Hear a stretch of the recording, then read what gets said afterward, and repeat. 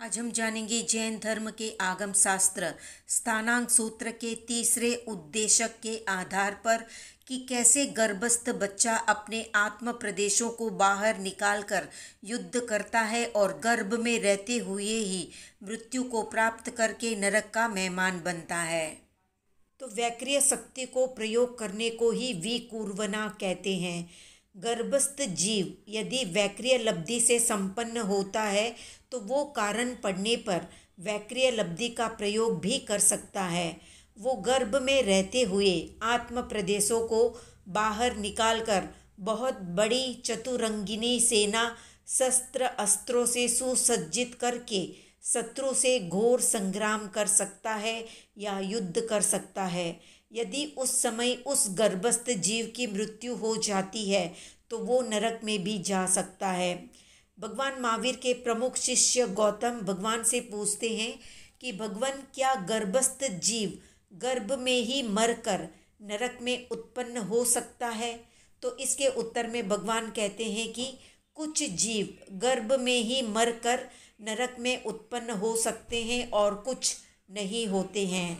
तब गौतम पुनः प्रश्न करते हैं कि भगवान, गर्भस्थ जीव ऐसा क्या पाप कर्म करता है जिससे मरकर वो नरक में जाता है? इसके उत्तर में भगवान जवाब देते हैं कि संगी पंचेंद्रिय सर्व पर्याप्तियों से पर्याप्त वीर्य लब्धि और वैक्रिय लब्धि संपन्न जीव गर्भ में रहते हुए आए हुए आक्रांत शत्रु को सुनकर अपने आत्म प्रदेशों को बाहर निकालकर वैक्रिय लब्धि के द्वारा चतुरंगिनी सेना बनाकर शत्रु सेना पर जवाबी आक्रमण करता है।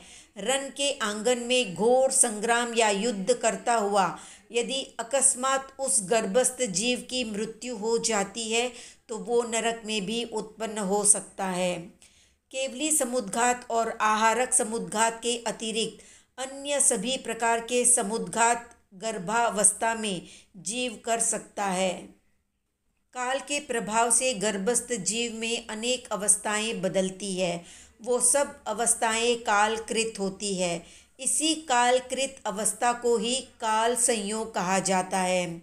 समय पूरा होने पर या समय से पहले ही गर्भ से बाहर आ जाना आयाति कहलाती है।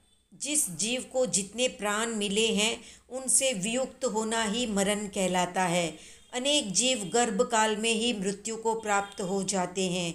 गर्भ व्युत्क्रांति से लेकर मरण पर्यंत तक की क्रियाएं केवल मनुष्यों और तिर्यंचों यानी पशु पक्षी 1 इंद्रिय से लेकर 5 इंद्रिय तक के जीवों की ही होती है।